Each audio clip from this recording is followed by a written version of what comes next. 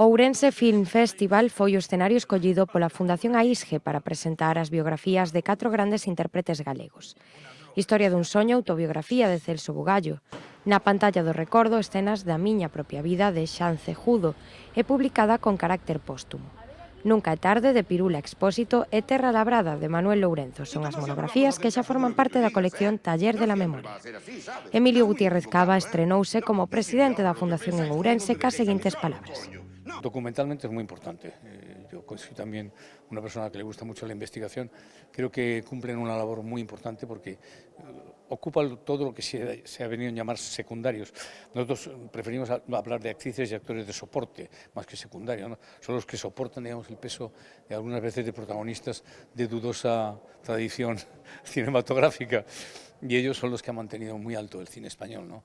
Y bueno, ahí están sus vidas y ahí están sus vivencias personales, los que les han querido contar. Realmente son muy amenos y se leen en un momento, ¿no?